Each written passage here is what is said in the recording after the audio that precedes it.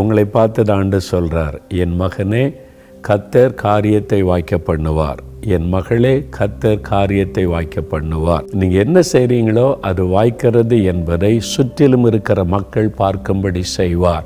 உங்களுடைய குடும்பத்தார், உங்களுடைய மேல் அதிகாரிகள், உங்கள் பகுதியில் பிஸ்னஸ் செய்கிறவங்க, நீங்கள் இருக்கிற இடத்துல ஆஃபீஸில் உள்ளவங்க ஒரு வித்தியாசத்தை காணும்படிக்கு செய்வார். பிரியமானவர்களே, இயேசு கிறிஸ்துவின் நாமத்தில் உங்களுக்கு என் அன்பின் வாழ்த்துக்கள்.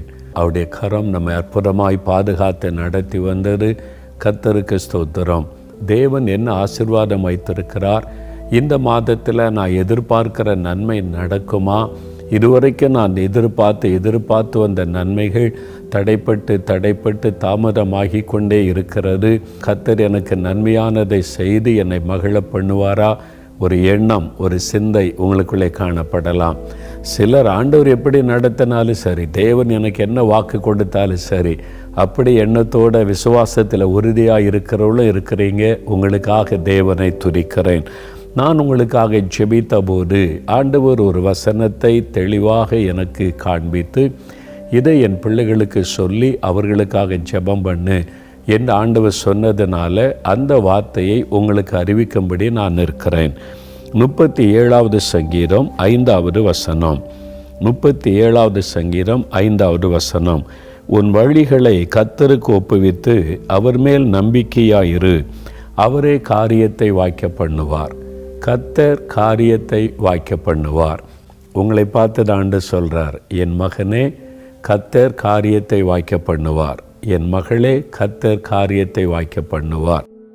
என் காரியம் ஒன்றும் நடக்க மாட்டேங்குது, எவ்வளோ முயற்சி பண்ணி பார்க்குறேன், பிரயாசப்பட்டு பார்க்குறேன், அந்த காரியம் நடக்கவே மாட்டேங்குது அப்படின்னு சொல்லி நீங்கள் கலங்கி இருக்கிறீங்கள, அந்த காரியத்தில் ஆண்டவர் வாய்க்க பண்ணுவார். காரியம் வாய்ப்பது, அதாவது lord shall bring it to pass. இந்த வசனத்துக்கு இன்னொரு அர்த்தம் இருக்கிறது.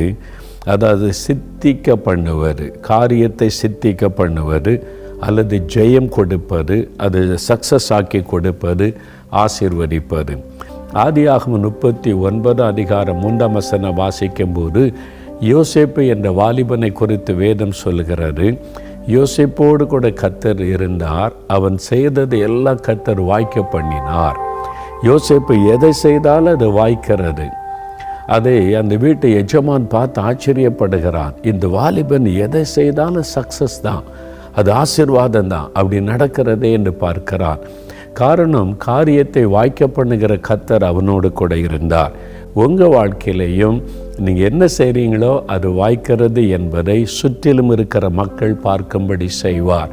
உங்களுடைய குடும்பத்தார், உங்களுடைய மேல் அதிகாரிகள், உங்கள் பகுதியில் பிஸ்னஸ் செய்கிறவங்க, நீங்கள் இருக்கிற இடத்துல ஆஃபீஸில் உள்ளவங்க ஒரு வித்தியாசத்தை காணும்படிக்கு செய்வார். நீங்கள் என்ன பண்ணாலும் அது வாய்க்குது, அது ஜெயமாயிருது, அது சக்ஸஸ் ஆகிருது. அது எப்படி என்று கேட்கக்கூடிய அளவிற்கு ஆண்டவர் வாய்க்க பண்ண போகிறார். விசுவாசிக்கிறீங்களா? இந்த வாக்குத்தத்தம் உங்களுக்குரியது. ஒரு சமயம் பாருங்கள், ஒரு வாலிப தம்பி, நான் அவனை சந்திக்க நேர்ந்தது. அவன் சொன்னான், நான் படித்து முடிச்சுட்டு ஒரு கம்பெனியில் அப்ரெண்டிஸ், அதாவது பழகுவதற்கு வேலை செய்யல, சில மாத காலம் அப்ரெண்டிஸாக நான் வேலை செய்கிறேன். தற்காலிக வேலை, கொஞ்சம் சம்பளம் கொடுக்குறாங்க, ஸ்டைஃபண்டு மாதிரி. அதை வச்சு சாப்பிட்றதுலாம் ரொம்ப கஷ்டம். ஒரு நிரந்தர வேலை தேடுறேன், எனக்கு கிடைக்கல. இப்போ வீட்டு வாடகை கொடுக்கணும், நான் சாப்பிடணும், எங்கள் அம்மாவை கவனிக்கணும், நிறைய பொறுப்புகள், உத்தரவாதம் இருக்கிறது. ஆனால் ஒரு வழியும் இல்லை. நான் பல விதத்தில் முயற்சி பண்ணி பார்த்துட்டேன், வேலைக்கான முயற்சி பண்ணி பார்த்துட்டேன். எங்கள் சொந்தக்காரங்க நல்ல பெரிய பதவியிலலாம் இருக்கிறாங்க, அவங்க மூலமாக ஒரு ரெக்கமெண்டேஷன் பண்ண எனக்கு ஒரு வேலை கிடைச்சதுமே முயற்சி பண்ணினேன். யாரும் எனக்கு உதவி செய்ய முன் வரலை. நான் ரொம்ப சோர்ந்து போனேன். செத்துடலாமான்னு தோணுது. நமக்கு தான் யாரும் உதவி செய்கிறதுக்கு இல்லையே, நம்ம எடுக்கிற முயற்சி ஒன்றும் நடக்க மாட்டேங்குதுன்னு ரொம்ப சோர்ந்து போனேன் என்று சொன்னான். ரொம்ப துக்கத்தோடு நான் சொன்னேன், நான் உனக்கு ஒரு நபரை அறிமுகப்படுத்துகிறேன், அவர் உன்னுடைய காரியத்தை வாய்க்க பண்ணுவார், உன் காரியத்தை ஜெயமாக்கி தருவார், நீ எடுக்கிற முயற்சி சக்ஸஸ் ஆகிரும், ஆண்டவர் வாய்க்க பண்ணுவார்னு கொஞ்சம் கவனமாக பார்த்தான். யார் அவர், எங்கே போய் பார்க்கணும் அப்படின்னு சொன்னேன். இங்கே தான் இருக்கிறேன் நான் பக்கத்தில். இயேசு, அவர் காரியத்தை வாய்க்க பண்ணுகிற தேவன் என்று வேதத்தில் இருக்குது. உங்களுக்காக எடுக்கிற முயற்சியை வாய்க்க பண்ணுவார். இல்லை நான் பல முயற்சி பண்ணிட்டேன், மனுஷர் மூலமாக முயற்சி பண்ணிட்டேன், ஒன்றும் நடக்கலை. இப்போ இயேசுவில் நீங்கள் முயற்சி பண்ணுங்கள். அவர் வாக்கு கொடுக்கிறார், நான் காரியத்தை வாய்க்க பண்ணுகிற தேவன் என்று. நான் என்ன செய்யணும்? உங்கள் வாழ்க்கையில் அவருக்கு இடம் கொடுங்க, உங்கள் லைஃப்பில் அவருக்கு இடம் கொடுங்க. அவர் உங்களுக்கு தகப்பனாக ஒரு நல்ல சிநேகிதனாக இருந்து உங்களுக்கு உதவி செய்வார், எல்லாமே அவர் இருப்பார். அப்படின்னு உடனே சரி என்று சொல்லி என்னோடு முழங்கால் படியிட்டான். நான் சொல்லிக் கொடுத்த சின்ன ஜெபத்தை செய்தான். இயேசுவே, என் பாவத்தை மன்னிங்க, என் உள்ளத்தில் வாங்க, எனக்கு உதவி செய்யுங்க, காரியத்தை வாய்க்க பண்ணுங்கன்னு சொல்லி ஜெபம் பண்ண உடனே நான் அனுப்பி வைத்தேன். ஒரு வாரம் கழித்து என்னை பார்க்க வந்தான். ரொம்ப சந்தோஷமாக முகமலர்ச்சியாக வந்தவன் சொன்னால், நீங்கள் சொன்ன மாதிரியே இயேசு எனக்கு அற்புதம் செய்துட்டாரு. என்ன நடந்தது பாருங்கள், சம்பந்தமே இல்லாத ஒருவர், என் சொந்தக்காரனும் அல்ல, உறவினரும் அல்ல, ஃப்ரெண்டும் அல்ல, சம்பந்தமே இல்லாத ஒருவர், நான் இப்போ அந்த அப்ரெண்டிஸாக இருக்கிற இடத்துல மேல் அதிகாரியாக இருக்கிறாரு. அவர் இப்படியே என்னை கவனிச்சிக்கிட்டே இருந்திருக்கிறார். நீ உண்மையாக இருக்கிற, கடினமாக வேலை செய்கிற தம்பி, உனக்காக ஒரு வேலையை ஆயத்தப்படுத்தி வச்சிருக்கிறேன், நீ போய் சேரியான்னு கேட்டார். அப்போ இப்போ நிரந்தரமான ஒரு வேலை எனக்கு வழி திறந்து விட்டது. எனக்கு நம்பவே முடியல, எவ்வளோ ஆச்சரியமாய் உடனே ஆண்டவர் எனக்கு அற்புதம் செய்துட்டாரேன்னு சொல்லி. அதுதான் இயேசு. பிரியமான வாலிப மகளே, வாலிப மகனே, அருமையான தம்பி, வேலை தேடி தேடி தேடி சோர்ந்து போயிருக்கலாம், முயற்சி பண்ணி பண்ணி பண்ணி ஏமாற்றம் அடைந்திருக்கலாம், ஒன்றும் வாய்க்க மாட்டேங்குது. என்னை பெரியவர்கள், பிள்ளைகளுடைய திருமண காரியம் வாய்க்க மாட்டேங்குது, இந்த கட்டட காரியம் வாய்க்க மாட்டேங்குது, இந்த பிஸ்னஸ் காரியம் வாய்க்க மாட்டேங்குது, காரியத்துக்கு என்னதான் பிரயாசப்பட்டாலும் அது வாய்க்க மாட்டேங்குதுன்னு கலங்கி இருக்கிறீங்களா? கர்த்தர் காரியத்தை வாய்க்க பண்ணுவார். நீங்கள் அந்த அற்புதத்தை காண்பீங்க. அதுதான் உங்களுக்கு கொடுக்குற வாக்குத்தத்தம். கர்த்தர் எனக்கு காரியத்தை வாய்க்க பண்ணுவார் அப்படின்னு விசுவாசிங்க, அற்புதம் நடக்கும். சரி, அதுக்கு என்ன செய்யணும்? ஆண்டவர் காரியத்தை வாய்க்க பண்ணணும்னா என்ன பண்ணணும்? தேவன் ஒரு வாக்கு கொடுத்தால் அவர் ஒரு கட்டளையும் கொடுப்பார், சேர்த்து தான் கொடுப்பார். நீ என் கற்பனைக்கு கீழ்ப்படிந்து என்னுடைய சொல்படி நடந்தால் நான் உன்னை வாலாக்காமல் தலையாக்குவேன், உன்னை நான் ஆசீர்வதிப்பேன். அப்படி தான் வாக்கு தத்துவம். எந்த வாக்கு தத்துவத்தில் தேவன் ஒரு கட்டளை தருவார், அதை நம்ம சரியாக நிறைவேற்றினாதான் அந்த வாக்கு தத்துவத்தின் ஆசீர்வாதம் நமக்கு கிடைக்கும். இந்த வசனத்தை பாருங்களேன், 2 காரியம் சொல்லுகிறார். ஒன்று, உன் வழியை நீ கர்த்தருக்கு முதலாவது ஒப்புவிக்கணும். 2வது, கர்த்தர் மேல் நீ நம்பிக்கை வைக்கணும். அப்போது காரியத்தை ஆண்டவர் வாய்க்க பண்ணுவார். 2 காரியம் ரொம்ப எளிமையான காரியம்தான். பாரமான ஒரு கட்டளையை தேவன் நமக்கு தருவது இல்லை, லகுவானதை, நமக்கு முடிந்ததைத்தான் அவர் சொல்லுவார். சரியா? அவருடைய கற்பனைகள் ஒன்று பாரமானவைகள் அல்லவே என்று வசனம் சொல்லுகிறாரு. பாரமானதை ஒரு தகப்பன் பிள்ளை மேலே சுமத்துவானா? அந்த பிள்ளைக்கு என்னதான் முடியும்னு தகப்பனுக்கு தெரியும்ல. ஆண்டவர் நம்முடைய தகப்பன், உங்களுடைய தகப்பன். அவருக்கு தெரியும், மகனால் இது முடியும், என் மகளால் இது முடியும், அதைத்தான் செய்ய சொல்லுவார். என்ன காரியம்? முதலாவது, வழியை கர்த்தருக்கு ஒப்புவிக்கணுமா? அவ்வளோதான், ரொம்ப சிம்பிள். வழியை கர்த்தருக்கு ஒப்புவிக்கணும். நம்ம ஒரு வழியில் போய்கிட்டே இருக்கிறோம், இல்லை படிக்கிறதில்ல, வேலை செய்கிறதில்ல, பிஸ்னஸில், நம்முடைய வாழ்க்கை காரியத்தில் இப்படி தான், நான் இப்படி தான் போவேன், இதுதான் என்னுடைய காரியம், இவங்க அதை செய்கிறாங்க, அவங்க அதை செய்கிறாங்க, அவங்க அப்படி உயர்ந்துட்டாங்க, நானும் அப்படி ஆயிடணும். மனிதர்களை பார்த்து, உலகத்தை பார்த்து ஒரு பாதையில் போகிறோம். ஆண்டவர் சொல்கிறாரு, அது சரியில்லை மகனே, சரியில்லை மகளே, உன் வழியை என்கிட்ட ஒப்புவே, நான் உன்னை கைட் பண்ணுறேன், நான் உன்னை நடத்துகிறேன், அந்த பாதையில் போனீங்கன்னா உனக்கு காரியம் வாய்க்கும் அப்படின்னு சொல்கிறார். இல்லை இதான் கரெக்டு, இப்போ இதானே, இப்போ இந்த நூற்றாண்டில் இந்த காரியத்தில், அதெல்லாம் அந்த காலம், இப்போ இப்படி போனால் தான் காரியம் நடக்கும் அப்படின்னு நம்ம நினைக்கலாம். ஆனால் தேவன் வித்தியாசமானவர். வழி என்கிட்ட ஒப்பவே, நான் பார்த்துக்கிறேன், உன்னை நடத்துகிறேன், அது உனக்கு முடிவு காரிய வாய்க்கும் அப்படின்னு ஆண்டவர் சொல்லுகிறார். நீதிமொழிகள் 16ஆம் அதிகாரம் 3ஆம் வசனம் வாசிக்கும் போது, உன் செய்கைகளை கர்த்தருக்கு ஒப்புவி, அப்பொழுது உன் யோசனைகள் உறுதிப்படும். நீ யோசிக்கிற நல்ல யோசனை தான், நம்ம இந்த மாதிரி செஞ்சிட்டா நம்ம உயர்த்தப்பட முடியும், இந்த மாதிரி செஞ்சால் நம்ம ஆசீர்வாதமாக இருக்க முடியும், நம்ம இந்த மாதிரி நம்ம நடக்கணும், அந்த நல்ல யோசனை தான். ஆனால் அது நடக்க மாட்டேங்குது. அப்போது உன் செய்கைகளை நீ கர்த்தருக்கு ஒப்புவிக்கணும். உன் செயல்களை ஆண்டவருக்கு ஒப்புவித்தாதான் நீ நினைக்கிற அந்த காரியம் கூட வாய்க்கும், உறுதிப்படும் என்று வேதம் சொல்லுகிறது. சரியா? நமக்கு நிறைய காரியம் நலமாக தோணும். இல்லை இப்படி போனாதாங்க இப்போ அதில் அந்த காலம் இந்த காலம் வித்தியாசம், கம்ப்யூட்டர் காலம், இப்போ வித்தியாசமான காலம். அதனால் இப்படி போனால் தான் முடியும். நீதிமொழிகள் 14:12 வேதனை சொல்லுகிறாரு, மனுஷருக்கு நலமாய் தோன்றுகிற வழிகள் உண்டு, அதனுடைய முடிவோ மரண வழிகள். மனுஷருக்கு செம்மையாய் தோன்றுகிற வழி உண்டு. நம்ம நினைப்போம் இப்படி போனால் தான் ஜெயிக்க முடியும், இப்படி போனால் தான் காரியம் வாய்க்கும், இப்படி போனால் தான் நம்ம இதில் ஜெயம் எடுக்க முடியும், நல்லா வாழ்ந்திருக்க முடியும்னு நினைப்போம். அப்போ மனுஷருக்கு செம்மையாய் தோன்றுகிற முடிவு மரண வழி. அது கடைசியில் தான் தெரியும், ஐயோ பாதிக்கப்பட்டு போயிட்டோம், மரண வழி இது அப்படின்னு சொல்லி. அதனால் நமக்கு செம்மையாய் தோன்றுகிற வழிகள் நம்மை தப்பான இதில் கொண்டு போய் விட்டு விடும். அதனால் கர்த்தருக்கு எது பிரியமோ அதன்படி செய்வதற்கு உங்களுடைய வழிகளை அவர் கையில் ஒப்பு கொடுக்கணும். சிம்பிளாக ஒரு காரியம் சொல்கிறேன். நடந்த ஒரு அனுபவம். சில வருஷத்துக்கு முன்னால் ஒரு வாலிப தம்பி என்னிடத்தில் ஜெபிக்க வந்தான். அந்த தம்பி சொன்னான், நான் படித்து முடித்து 5 வருஷம் ஆயிற்று, 5 வருஷமாக நான் வேலை தேடுறேன், இன்டர்வியூக்கெல்லாம் போகிறேன், பல இடத்துக்கு அலைஞ்சிட்டேன், வேலைக்கு எவ்வளோ பிரயாசப்படுறேன், வாய்க்க மாட்டேங்குது, ஒரு வேலையும் வாய்க்கலை, 5 வருஷமாக அப்படி கஷ்டப்படுறேன். இப்போ நான் சொன்னேன், படித்து முடித்து 5 வருஷம் ஆயிட்டுன்னு சொல்கிறீங்க தம்பி, இந்த 5 வருஷமாக என்ன பண்ணுறீங்கன்னு கேட்டேன். வேலை தான் தேடுறேன், வீட்டில் இருந்து கொண்டே வேலை தேடுறேன், இன்டர்வியூக்கு போகிறேன், அதான் முயற்சி பண்ணுறேன். 5 வருஷமா ஆனால் எனக்கு ஒரு வேலையும் கிடைக்கல. சரி, என்ன வேலை தேடுறீங்க அப்படின்னு கேட்டேன். நான் இந்த மாதிரி படிப்பு படிச்சிருக்கேன், நல்ல பெரிய படிப்பு, உயர்ந்த படிப்பு, நல்ல மார்க் எடுத்து நல்ல வெற்றி பெற்றிருக்கிறான். ஆண்டவர் என்னை இப்படியெல்லாம் வெற்றி பெற வச்சார், அதெல்லாம் ஆண்டவர் மேலே அன்பு விசுவாசம் எல்லாம் இருக்குது, நல்ல பெரிய படிப்பு. அதனால் எனக்கு மேனேஜர் வேலை. ஏன்னா நான் இவ்வளோ பெரிய படிப்பு படிச்சிருக்கிறேன், இவ்வளோ பெரிய டிகிரி வச்சுருக்கிறேன், இந்த மாதிரி மார்க்கில் எடுத்திருக்கிறேன், அது மாதிரிலாம் சாதிச்சிருக்கிறேன் படிக்கிற காலத்தில். அதனால் மேனேஜர் வேலை நான் தேடிக்கிட்டு இருக்கிறேன்.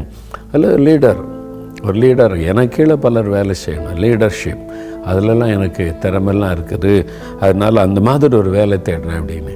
நான் சொன்னேன், தம்பி இப்போ தான் நீங்கள் படித்து முடிச்சிருக்கிறீங்க, உடனே மேனேஜர் வேலை தருவாங்களா?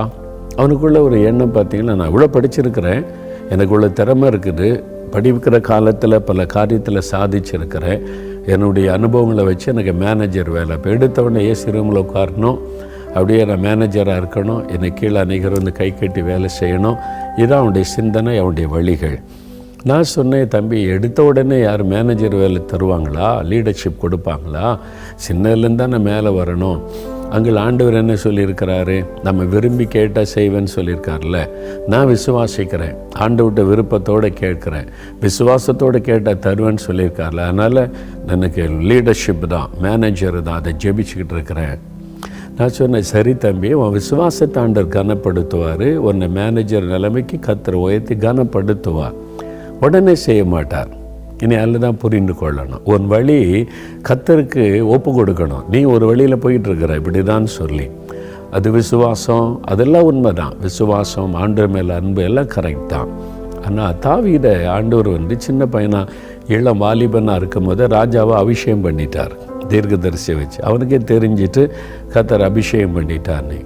அடுத்த நாளே சிங்காசனத்தில் கொண்டு உட்கார வச்சு தேசத்தை ஆள வச்சாரா? இல்லை. பல வருஷங்கள் பல பயிற்சிக்கு வழியாக போய் அவனை உருவாக்கி ஏற்ற நேரத்தில் கொண்டு அந்த சிங்காசனத்தில் உட்கார வச்சு தேசத்தை ஆள வைத்தார். யோசேப்புக்கு என்ன வாக்கு கொடுத்தாரு? வாலிபனா 17 வயசு இருக்கும்போதே தரிசனம் கொடுத்துட்டார். நீ ஃப்யூச்சரில் இப்படி தான் இருப்ப, உயர்ந்த ஸ்தானத்தில் இருப்ப அப்படின்னு கர்த்தர் தரிசனத்தை மூலமாக எல்லாம் காமிச்சிட்டார். உடனே அடுத்த நாளே நடந்துச்சா? இல்லை. 13 வருஷம் பாடுகள் மத்தியில், நிந்தைகள் மத்தியில், உபத்திரவத்தின் மத்தியில் போய் அவனை உருவாக்கி அவனை கொண்டு வந்து எகிப்து தேசத்திற்கே ஒரு பெரிய தலைவனாக தேவன் கொண்டு வந்து நிறுத்தினார். பத்தியா? அப்போ ஆண்டவர் உன்னை உயர்த்துவார், மேனேஜராக உயர்த்துவார், லீடராக உயர்த்துவார், உயர்ந்த ஸ்தானத்தில் வைப்பார். அதுக்கு சில காலம் ஆகலாம். தேவன் நடத்துகிற பாதை. அப்போ நீ நினைக்கிறது ஒரு காரியம், தேவன் வைத்திருக்கிற வழிக்கும் நீ ஒப்பு கொடுக்கணும் அப்படின்னு சொன்னோன்னே யோசித்தான். அப்போ நான் என்ன செய்யணும் அங்கிள் அப்படின்னு கேட்டான். சரி, இப்போ நீ ஜோமன், ஆண்டவரே நான் இப்படி நினைக்கிறேன், ஆனால் உம்முடைய கரத்தில் என் வழியை ஒப்பு கொடுக்குறேன், எனக்கு ஒரு வேலை தாங்க, நீங்கள் என்ன வேலை கொடுத்தாலும் செய்கிறேன். நான் சொன்னேன், 1000 ரூபாய்க்கு ஒரு வேலை கிடைச்சாலும் செய்வீங்களா? அவன் யோசித்தான். ஏன்னா அவனுடைய தரிசனம் பெருசாக இருந்துச்சுல்ல, படிப்பு அதெல்லாம். ஓகே, நீ 1000 ரூபாய்க்கு ஒரு வேலை பார்த்து நீ மாதம் சம்பளம் கொண்டு வந்து, ஆண்டவர் எனக்கு வேலை கொடுத்தாரம்மா, எனக்கு ஒரு 1000 ரூபா சம்பளம் கிடச்சின்னு பெற்றோர் கையில் கொடுத்துருந்தா எவ்வளோ சந்தோஷப்பட்டிருப்பாங்க. 5 வருஷமாக வீட்டுக்குள்ளே சும்மாவே உட்காந்து வேலை தேடுறேன், எனக்கு ஏற்ற வேலை கிடைக்குன்னு போனியே. நீ இந்த 5 வருஷத்தில் கொஞ்சம் சம்பளத்தில் இருந்தால் கூட எவ்வளோ சம்பாதிச்சிருக்க முடியும்? உன் பெற்றோருக்கு அது எவ்வளோ பெரிய சந்தோஷத்தை கொடுத்துருக்கோம். நீ யோசித்து பாருன்னு. அப்போ தான் யோசிக்க ஆரம்பித்தான். ஆமாம், இல்லை நான் ஒரு 2000 ரூபா சம்பாதிச்சா கூட எங்கள் அம்மா எவ்வளோ சந்தோஷப்பட்டிருப்பாங்க. சரி, நீங்கள் சொல்கிறபடி செய்கிறவன் ஆண்டவர்கிட்ட ஒப்பு கொடு. ஆண்டவரே, எனக்கு ஒரு வேலை தாங்க, நான் அதில் உண்மையாக இருப்பேன். கொஞ்சத்தில் உண்மையாக இருக்கிறவனே அநேகத்துக்கு அதிகாரியாக்கவனே ஆண்டவர் சொல்லியிருக்கிறார். ஒன்று ஒப்பு கொடு. ஆண்டவர் என்ன வேலை கொடுக்குறாரோ சந்தோஷமாக செய். உன் படிப்புக்கு ஏற்றதாக கூட இல்லாமல் இருக்கலாம், உன்னுடைய படிப்புக்கு குறைவான ஒரு வேலையாக கூட இருக்கலாம், பரவாயில்லை. நீ எதிர்பார்த்த சம்பளத்தோட குறைவாக கூட இருக்கலாம், பரவாயில்ல. நீ ஜாயின் பண்ணு. கொஞ்சத்தில் உண்மையாக இருக்கிறத பார்த்து கர்த்தர் உயர்த்துவார். சரி நான் செய்கிறேன்னு சொல்லி ஜெபம் பண்ணினான். உண்மையாக சின்சியராக ஒப்பு கொடுத்து, என் வழியை உமக்கு ஒப்பு கொடுக்குற ஆண்டவரே, நான் ஒரு வழியில் போயிட்டு இருந்தேன், இப்படி தான் அப்படி தான் நினைத்து கொண்டிருந்தேன், இப்போ உம்முடைய சித்தத்துக்கு ஒப்பு கொடுக்குறேன்னு சொன்னான். தேவன் ஒரு சின்ன வேலை கொடுத்தார். அவனுடைய படிப்புக்கு ஏற்ற வேலை அது அல்ல, சாதாரண ஒரு வேலை. சந்தோஷமாக போனான். கர்த்தர் எனக்கு வேலை தந்துட்டான், நான் சும்மா வீட்டில் இல்லை, நான் உழைக்கிறேன், கர்த்தர் வேலை கொடுத்தா சந்தோஷமாக செய்கிறான். அங்கே வேலை செய்ய செய்ய அவனுடைய திறமைகள் வெளிப்பட ஆரம்பித்தார். தேவன் அவனுக்குள்ளே கொடுத்த தாளந்துகள் திறமைகள் வெளிப்பட ஆரம்பித்த உடனே தேவன் ப்ரொமோஷனாக கொடுத்து கொஞ்சம் காலத்துக்குள்ளே உயர்த்தி அவன் எதிர்பார்த்த மேனேஜராக உட்காந்துட்டான். இப்போ அவனை கீழே அநேகர் பணி செய்யக்கூடிய அளவிற்கு தேவன் எவ்வளவு அழகாக நடத்தினார் பார்த்தீங்களா? இவன் தேவனுக்கு ஒப்பு கொடுக்காம இவனாக ஒரு காரியத்தை நினைத்து போயிருந்தான், இன்னும் 10 வருஷம் ஆயிருந்தாலும் அப்படியே தேடிக்கொண்டே தான் இருந்திருக்க வேண்டும். ஆனால் ஆண்டவர் சொல்கிறாரு, என் மகனே, என் மகளே, என்கிட்ட ஒப்பு கொடு உன் வழிகளை, நான் உன்னை நடத்துகிறேன், காரியத்தை நான் வாய்க்க பண்ணுவேன். உன்னை எப்போ உயர்த்தணும், எந்த வயசில், எந்த சூழ்நிலையில், எந்த இடத்துல வைக்கணும்னு எனக்கு தெரியும். ஆண்டவருக்கு தெரியும்ல. இப்போ தாவீதை கோலியாத்தை கொன்னவுடனே ராஜாவாக்கியம் என்ன நடக்கும் யோசித்து பாருங்கள். கோலியாத்தை கொன்னவுடனே ராஜாவாக்கி வச்சுட்டான்னு வைங்க, என்ன நடந்திருக்குன்னு கற்பனை பண்ணி பாருங்கள். தேசமே அவ்வளவுதான். எல்லாம் கவுன்களில் எடுங்க, மற்றதெல்லாம் தூர போடுங்க, இதை வச்ச மட்டுமே பண்ணு. கர்த்தர் ஜெயம் கொடுத்தார் பார்த்தீங்களா? ஆனால் எல்லாரும் இதான்னு சொல்லியிருப்பான். அவ்வளோதான். தேவன் அவனை உருவாக்குகிறார். அவன் தன் வழிகளை ஆண்டவருக்கு ஒப்பு கொடுத்தான். அதனால் தேவன் ஆலோசனை கொடுத்து உருவாக்கி அவன் ஒரு நல்ல ராஜாவாக ஆக்கி கொண்டு வந்து அந்த சீட்டில் உட்கார வைக்கிறார். யோசேப்பு உடனே தேவன் ஒரு பெரிய பொறுப்பு கொடுத்திருந்தால் செஞ்சிருக்க முடியாது. ஒரு தேசத்தை நிர்வாகம் பண்ணுகிற பொறுப்பு யோசேப்புகிட்ட வருது. 17 வயசில் அவனுக்கு என்ன செய்ய முடியும்? தேவன் அவனை உருவாக்குகிறார். ஏற்ற வேளை வரும்போது அதை நிறைவேறுகிறாரு. அதனால் கர்த்தர் உங்களுக்கென்று ஒரு பெரிய ஆசீர்வாதத்தை வைத்திருக்கிறார். அவர் வாய்க்க பண்ணுவார். ஆனால் நீங்கள் உங்களுடைய வழிகளை அவருக்கு ஒப்பு கொடுக்கணும். அவர் உங்களை உருவாக்குவதும் உங்களை சரிப்படுத்தி கொண்டு வரவும் நீங்கள் இடம் கொடுக்க வேண்டும்.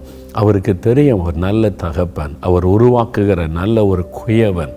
உங்களை எப்படிப்பட்ட பாத்திரமாக உருவாக்கி உங்களை கொண்டு வந்து மேன்மையை வைக்கணும்னு அவருக்கு தெரியும். உங்களுடைய வழிகளை ஒப்பு கொடுங்க. ஏசாயா 55:8 பாருங்களேன். அந்த வசனத்தில் ஆண்டு ஒரு அழகான காரியம் சொல்கிறார். ஏசாயா 55:8 என் நினைவுகள் உங்கள் நினைவுகள் அல்ல, உங்கள் வழிகள் என் வழிகளும் அல்ல என்று கர்த்தர் சொல்லுகிறார். பூமியை பார்க்கிலும் வானங்கள் எப்படி உயர்ந்திருக்கிறதோ அப்படியே உங்கள் வழிகளை பார்க்கிலும் என் வழிகளும், உங்கள் நினைவுகளை பார்க்கிலும் என் நினைவுகளும் உயர்ந்திருக்கிறது. நீங்கள் ஒரு திட்டம் போட்டு போயிட்டே இருக்கீங்களே, அதை விட பல மடங்கு உயரமான பெரிய திட்டத்தை உங்களை குறித்து கர்த்தர் வைத்திருக்கிறார். அதனால் உங்களுடைய வழிகளை ஒப்பு கொடுத்தா நீங்கள் நினைக்கிறத விட பல மடங்கு மேன்மையாய் கர்த்தர் உங்களுக்கு வழிகளை வைத்து ஆசீர்வதித்து உயர்த்த போகிறார். அதனால் அவருடைய சித்தத்துக்கு ஒப்பு கொடுத்துருங்க. வழிகளை ஒப்பு கொடுக்கணும் முதலாவது, சரியா? ரெண்டாவது ஒரு காரியத்தை சொல்கிறார். அந்த வசனத்தை பாருங்கள். சங்கீதம் 37:5 உன் வழிகளை நீ கர்த்தருக்கு ஒப்புவித்து அவர் மேல் நீ நம்பிக்கை வைக்கணும். அவங்க காரியத்தை ஆண்டவர் வாய்க்க பண்ணுவாராம். கர்த்தர் மேல் நம்பிக்கை வைக்க வேண்டும். உடனே சொல்லுவான், நான் கர்த்தரை நம்பி தானே இருக்கிறேன், கர்த்தரை நம்பாமலையா நான் உங்கள் நிகழ்ச்சியெல்லாம் பார்க்குறேன், கர்த்தரை நம்பாமலையா நான் பைபிள் வாசிக்கிறேன், ஜெபிக்கிறேன், சர்ச்சுக்கு போகிறேன், கர்த்தரை நம்பத்தானே செய்கிறேன். சாதாரணமாக எல்லாரும் சொல்லக்கூடிய வார்த்தை. ஆனால் ரொம்ப கவனமாக பார்க்கணும். இந்த நம்பிக்கையில் தவறான நம்பிக்கை அல்லது தேவனை விட்டு வழி விலகிற நம்பிக்கை எப்படி வருகிறது? எரேமியா 17:5 பாருங்கள். எரேமியா 17:5 மனுஷன் மேல் நம்பிக்கை வைத்து மாம்சமானதை தன் புயபலமாக்கி கொண்டு கர்த்தரை விட்டு விலகுகிற இருதயமுள்ள மனுஷன் சபிக்கப்பட்டவன். 2 காரியம் சொல்லப்படும். சுயத்தின் மேல், மாம்சத்தின் மேலே நம்பிக்கை. என் மேலே எனக்கு நம்பிக்கை, எனக்கு திறமை இருக்குது, எனக்கு அனுபவம் இருக்குது, எனக்கு படிப்பு இருக்குது, எனக்கு எல்லாம் தெரியும், நான் இதெல்லாம் பார்த்துருக்கிறேன், நான் என்னால் செய்ய முடியும், எனக்கிட்ட அந்த திறமெல்லாம் இருக்குது, நான் இதை சமாளிச்சிருவேன், நான் இதை மேற்கொண்டுருவேன், இது எப்படி சரி பண்ணணும்னு எனக்கு தெரியும். சுயத்தின் மேலே ஒரு நம்பிக்கை, சுயபலம்.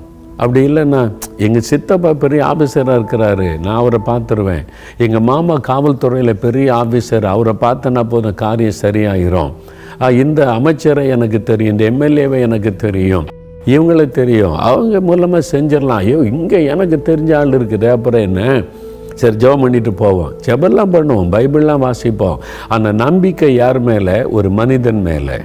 அப்போ நம்மளை நம்பக்கூடாதா? என் மேலே எனக்கு நம்பிக்கை வைக்கக்கூடாதா? என்ன முதல்ல நம்பணும்ல, தப்பு கிடையாது, நம்ம மேலே நமக்கு நம்பிக்கை இருக்கணும். ஆனால் அதையே சார்ந்து கொள்ளக்கூடாது. ரெண்டுக்குள்ள வித்தியாசத்தை விளங்கி கொள்ளுங்க. மனிதர்கள் மூலமாய் தேவன் நமக்கு உதவி செய்வார், ஆனால் நாம் அவர்களை சார்ந்து கொள்ளாதபடி அந்த மனிதர்களை நமக்காக பயன்படுத்துகிற கர்த்தர் தான் என் நம்பிக்கைன்னு சொல்லணும். நமக்கு இந்த தாளந்துகளை, கிருபைகளை, ஞானத்தை, படிப்பை கொடுத்த கர்த்தர் தான் என்னுடைய நம்பிக்கை என்று சொல்லி அவர் மேலே நீங்கள் நம்பிக்கை வைக்கணும். உங்களுடைய சுய பலத்தின் மேலே சார்ந்து கொள்ளக்கூடாது. அதில் தான் நிறைய பேர் ஆபத்தில் அகப்பட்டு கொள்ளுகிறோம். அப்போ அப்படி செய்யும்போது நம்மளை அறியாதபடிக்கு, எல்லாம் அறிந்து கொள்ளுங்க, நம்மளை அறியாதபடி நம்முடைய இருதயத்தில் கர்த்தரை விட்டு விலகிடுவோம். சர்ச்சுக்கு போவோம், பைபிள் வாசிப்போம், ஜெபிப்போம், குடும்ப ஜெபெல்லாம் பண்ணுவோம். நல்லா கவனித்து பார்த்தா நம்முடைய இருதயத்தில் கர்த்தரை விட்டு நம்ம விலகிறோம். அதுதான் சாபம் என்று ஆண்டவர் சொல்கிறார். நீங்கள் மனுஷர் மேலே நம்பிக்கை வச்சு சுயபலத்தை சார்ந்து அதுதான் நம்பிக்கை நினச்சா கர்த்தரை விட்டு விலகுகிற இருதயமாகிவிடும், அது சாபமாகிவிடும். நிறைய கிறிஸ்தவங்க இந்த சாபத்துக்குள்ளே இருக்கிறாங்க. இந்த வசனத்தின்படி நான் சாதிச்சிருவேன், நான் பார்த்துருவேன், எனக்கு தெரியாது, எனக்கு அவரு தெரியும், இவரு தெரியும், பிஸ்னஸில் எனக்கு எத்தனை வருஷம் எக்ஸ்பீரியன்ஸ் இருக்குது, ஊழியத்தில் எனக்கு எத்தனை வருஷம் அனுபவம் இருக்குது, ஐ கேன், இந்த ஐ வந்துடுறதில்ல, நான், அதான் சாபம். அதனால தான் காரியம் வாய்க்க மாட்டேங்குது, தோல்வி, ஏமாற்றம் இதெல்லாம் உண்டாகிறாரு. ஒரு தகப்பனார் நல்ல ஆண்டவருக்கு பிரியமான குடும்பம், நல்லா ஜெபிப்பாங்க, குடும்ப ஜெபம், ஆண்டவர் மேலே விசுவாசம். சில ஆண்டுகளுக்கு முன்னால் ஒரு முறை என் வீட்டுக்கு போயிருந்தேன். அவங்க மகளுக்குடைய திருமண காரியமாய் ஜெபிக்க சொல்லுவாங்க.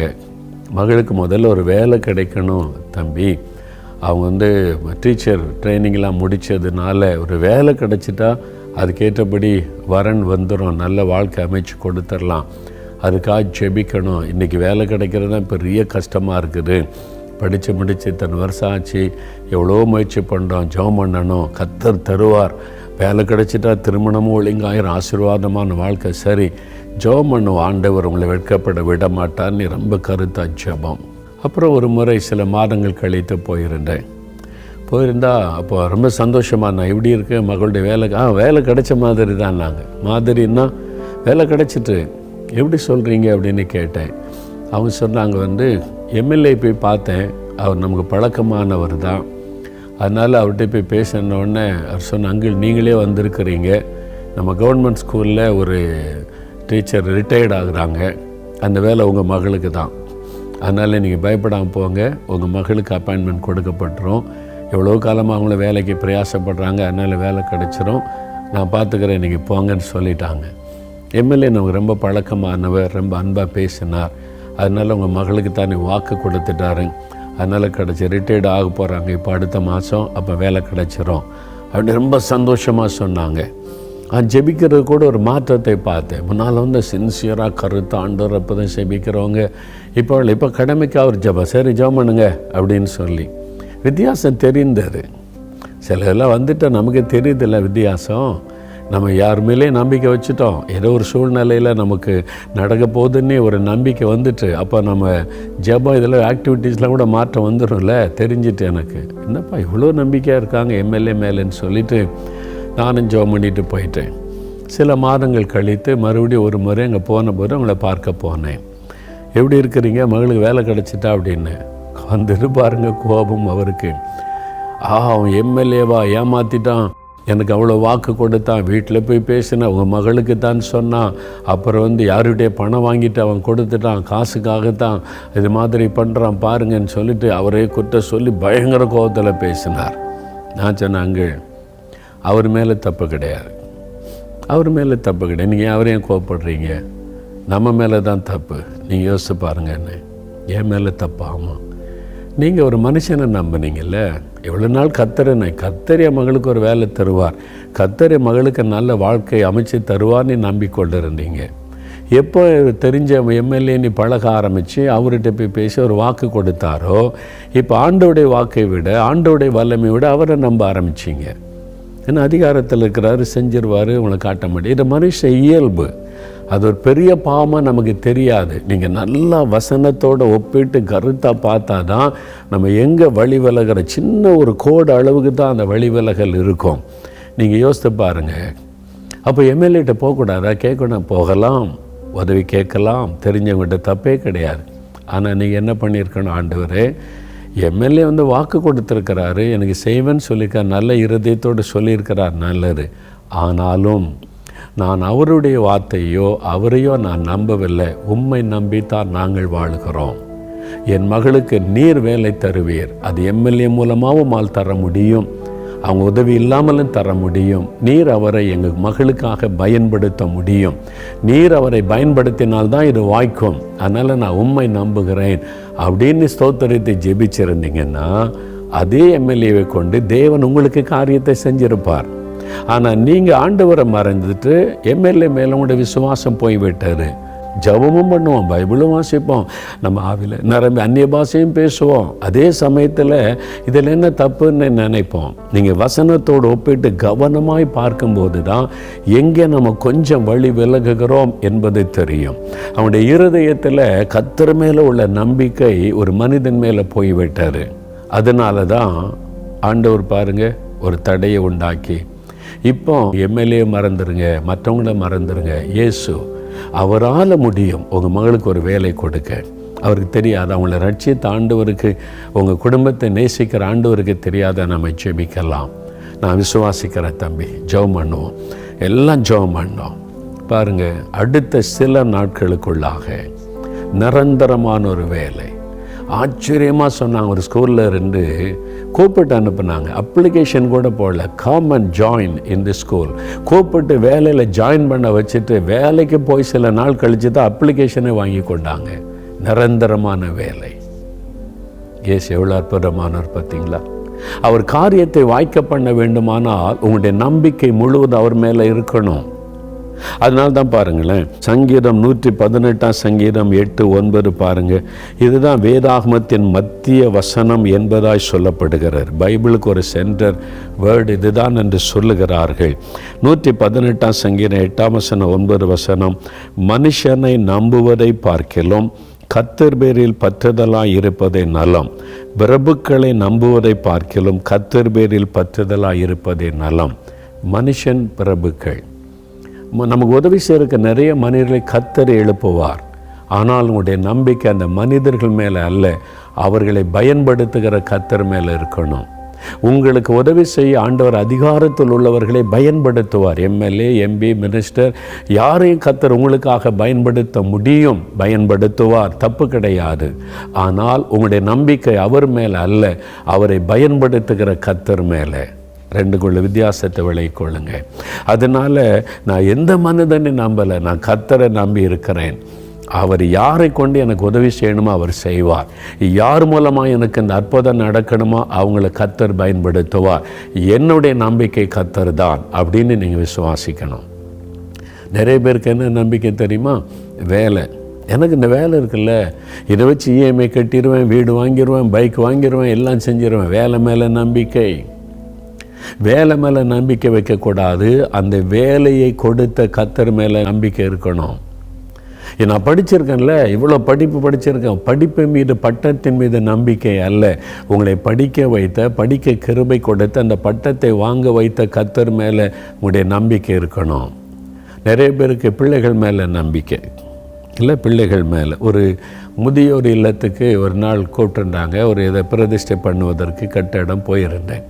நிறைய வயதான தாய் தகப்பன்மார் இருந்தாங்க, நிறைய பேர் சோகத்தோடு இருந்தாங்க. அவங்களோட முன்ன பேசினேன், பிள்ளைகள் இருக்காங்களா? சிலருக்கு இல்லை, அதனால் ஓகே சந்தோஷமாக இருக்கிறாங்க. பிள்ளைகள் இருக்கிறாங்க ஐயா, இருந்து என்ன பிரயோஜனம்?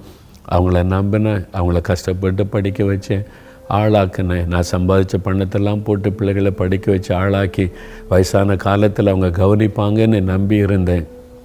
இதை கல்யாணம் பண்ணிட்டு அவங்க போயிட்டாங்க, அவ்வளோதான், நாங்கள் அனாதை மாதிரி ஆயிட்டோம் அப்படின்னு வயசான தகப்பன்மார் தாய்மார்லாம் சொன்னாங்க. எனக்கு ஒரு யோசித்து பார்த்தேன், ஏன் இந்த மாதிரி எனக்கு யாருமே இல்லை, அனாத மாதிரி ஆயிட்டேன்னு அவங்க சோகத்தோடு இருக்கிறாங்க, துக்கத்தோடு இருக்காங்க.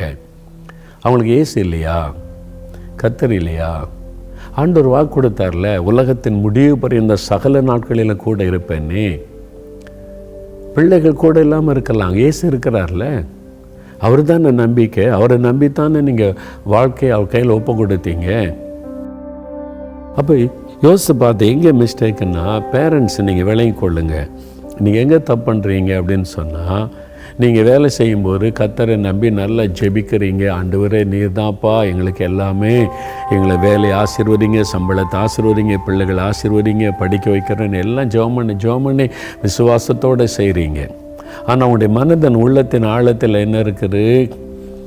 நம்ம வயசான காலத்தில் நம்ம பிள்ளை இருக்கான், என் மகா இருக்கிறா, என் மகன் இருக்கிறா, என்னை கவனித்து கொள்வா, நம்ம இன்றைக்கி எல்லாம் செலவு பண்ணால் அவங்க கடைசியில் என்னை பார்த்து கொள்ளுவாங்க.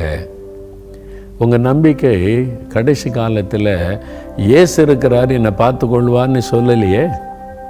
என் பிள்ளை இருக்கிறான், என் மகன் இருக்கிறான், அவன் தருவான், அவன் பார்த்து கொள்ளுவான், அப்படி தானே நம்பினீங்க.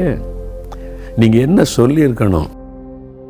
பிள்ளைகளை படிக்க வச்சு ஆளாக்கினாலும் நீங்கள் கர்த்தர் கொடுத்த ஆசீர்வாதம், நான் ஜெபம் பண்ணி உங்களுக்காக என் சம்பாத்தியத்தெல்லாம் பயன்படுத்தி படிக்க வச்சு ஆளாக்குன்னு நீங்கள் நல்லா இருக்கணும், இயேசுக்கு சாட்சியாக இருக்கணும், என்னை கர்த்தர் கவனித்து கொள்ளுவார். நான் உன்னை நம்பி இல்லை, உன் சம்பளத்தை நம்பி இல்லை, நீ எனக்கு உதவி செய்வேன்னு சொல்லி நான் நம்பி இல்லை. என் ஆண்டவர் இயேசு, எனக்காக சிலுவையில் ஜீவனை கொடுத்த இயேசு, எனக்காக இரத்த சிந்தனை இயேசு, அவர் எனக்கு இருக்க இடம் தருவார், உணவு கொடுப்பார், என் கூட கடைசி வரை இருப்பார், நான் அவரை நம்பி இருக்கிறேன் அப்படின்னு பிள்ளைகிட்ட சொல்லி இருந்தால் தேவன் மகிமைப்பட்டிருப்பார்.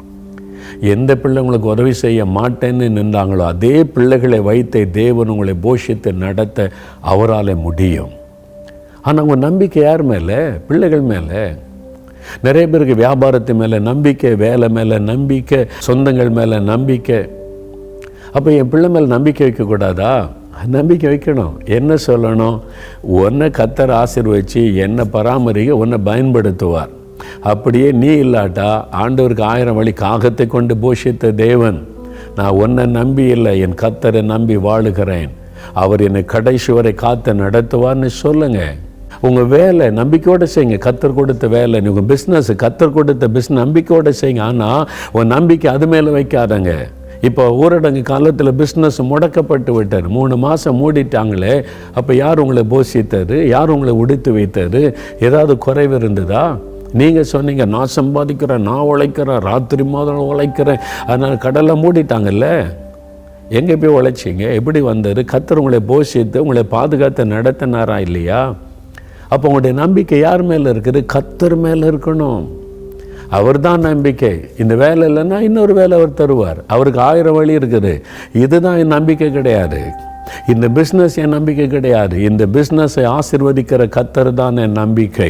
இந்த பிஸ்னஸை குளோஸ் ஆனாலும் என்னை அவர் போஷிப்பார், உடுத்து வைப்பார், கடைசி வரை என்னை குறைவில்லாமல் நடத்துவார். அதுதான் ஆண்டவர் மேல் வைக்கிற நம்பிக்கை.